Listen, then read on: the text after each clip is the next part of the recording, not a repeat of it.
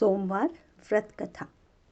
एक बहुत धनवान साहूकार था जिसके घर धन आदि किसी प्रकार की कमी नहीं थी, परंतु उसको एक दुख था, उसका कोई पुत्र नहीं था। वह इसी चिंता में रात दिन रहता था और वह पुत्र की कामना के लिए प्रति सोमवार को शिव जी का व्रत और पूजन किया करता था। सायंकाल को शिव मंदिर में जाकर के शिव जी पर दीपक जलाया करता था। उसके भक्ति भाव को देखकर एक समय श्री पार्वती जी ने शिव जी महाराज से कहा कि महाराज, यह है साहूकार आपका अनन्य भक्त है और सदैव आपका व्रत और पूजन बड़ी श्रद्धा से करता है, इसकी मनोकामना पूर्ण करनी चाहिए। शिव जी ने कहा कि पार्वती जी, यह संसार कर्म क्षेत्र है। जैसे किसान खेत में जैसा बीज बोता है वैसा ही फल काटता है, उसी तरह इस संसार में जैसा करते हैं वैसा ही फल भोगते हैं। पार्वती जी ने अत्यंत आग्रह से कहा कि महाराज, जब आपका ऐसा भक्त है और यदि इसको किसी प्रकार का कोई दुख है तो उसको अवश्य दूर करना चाहिए, क्योंकि आप सदैव अपने भक्तों पर दयालु हैं और उनके दुखों को दूर करते हैं। यदि आप ऐसा नहीं करेंगे तो मनुष्य क्या आपकी सेवा व्रत करेंगे? पार्वती जी का ऐसा आग्रह देख शिव जी महाराज कहने लगे, हे पार्वती, इसके कोई पुत्र नहीं है, इसी चिंता से यह अति दुखी रहता है। इसके भाग्य में पुत्र न होने पर भी मैं इसको पुत्र की प्राप्ति का वर देता हूँ, परंतु यह पुत्र केवल 12 वर्ष तक जीवित रहेगा। इसके पश्चात वह मृत्यु को प्राप्त हो जाएगा। इससे अधिक मैं और कुछ इसके लिए नहीं कर सकता। यह सब बातें वह साहूकार सुन रहा था। इससे उसको ना कुछ प्रसन्नता हुई और ना ही कुछ कष्ट हुआ। वह पहले जैसा ही शिवजी महाराज का व्रत और पूजन करता रहा। कुछ काल व्यतीत हो जाने पर साहूकार की स्त्री गर्भवती हुई और 10वें महीने उसके गर्भ से अति सुंदर पुत्र की प्राप्ति हुई। साहूकार के घर में बहुत खुशी मनाई गई, परंतु साहूकार ने उसकी केवल 12 वर्ष की आयु जान कोई अधिक प्रसन्नता प्रकट नहीं की और ना ही किसी को यह भेद बतलाया। जब वह 11 वर्ष का हो गया तो उस बालक की माता ने उसके पिता से विवाह आदि के लिए कहा, परंतु वह साहूकार कहने लगा, मैं अभी इसका विवाह नहीं करूंगा और काशी जी पढ़ने के लिए भेजूंगा। फिर साहूकार ने अपने साले अर्थात उस बालक के मामा को बुला उसको बहुत सा धन देकर कहा कि तुम इस बालक को काशी जी पढ़ने ले जाओ। वे दोनों मामा और भांजे सब जगह सब प्रकार यज्ञ करते और ब्राह्मणों को भोजन कराते जा रहे थे।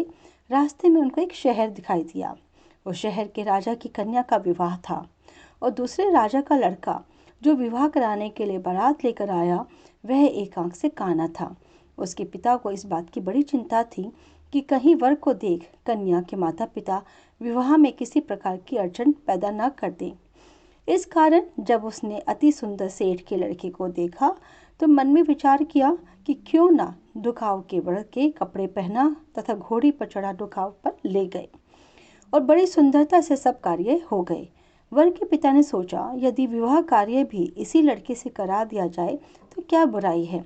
ऐसा विचार कर लड़के और उसके मामा से कहा, यदि आप फेरों और कन्यादान के काम भी करा दें तो आपकी बड़ी कृपा होगी और हम इसके बदले में बहुत कुछ धन दे देंगे। उन्होंने भी स्वीकार कर लिया और विवाह कार्य भी बहुत अच्छी तरह से हो गया। परंतु जिस समय लड़का जाने लगा तो उसने राजकुमारी की चुंदड़ी के पल्ले पे लिख दिया कि तेरा विवाह तो मेरे साथ हुआ है, परंतु जिस राजकुमार के साथ तुमको भेजेंगे वह एक आंख से काना है। मैं तो काशी जी पढ़ने जा रहा हूँ। उस राजकुमारी ने जब चुंदड़ी पर ऐसा लिखा हुआ पाया तो उसने राजकुमार के साथ जाने से मना कर दिया और कहा कि यह मेरा पति नहीं है, मेरा विवाह इसके साथ नहीं हुआ है, वह तो काशी जी पढ़ने गए हैं। राजकुमार के माता पिता ने अपनी कन्या को विदा नहीं किया और बारात वापस चली गई। उधर वह सेठ का लड़का और उसका मामा काशी जी पहुंच गए। वहां जाकर उन्होंने यज्ञ करना और लड़के ने पढ़ना शुरू कर दिया। जब लड़के की आयु 12 साल की हो गई तब एक दिन उन्होंने यज्ञ रखा था कि लड़के ने अपने मामा जी से कहा, मामा जी, आज तो मेरी तबीयत कुछ ठीक नहीं है। मामा ने कहा, अंदर जाकर सो जाओ। लड़का अंदर जाकर सो गया और थोड़ी देर में उसके प्राण निकल गए। जब उसके मामा ने आकर देखा कि वह तो मुर्दा पड़ा है तो उसको बड़ा दुख हुआ और उसने सोचा कि मैं अभी रोना पीटना मचा दूंगा तो यज्ञ का कार्य अधूरा रह जाएगा। अतः उसने जल्दी से यज्ञ का कार्य समाप्त कर ब्राह्मणों के जाने के बाद रोना पीटना आरंभ कर दिया। संयोगवश उसी समय शिव पार्वती जी उधर से जा रहे थे। जब उन्होंने जोर जोर से रोने पीटने की आवाज़ सुनी तो पार्वती जी कहने लगी, महाराज कोई दुखिया रो रहा है, इसके कष्ट को दूर करो। तब शिव जी बोले, इसकी आयु इतनी ही थी सो भोग चुका।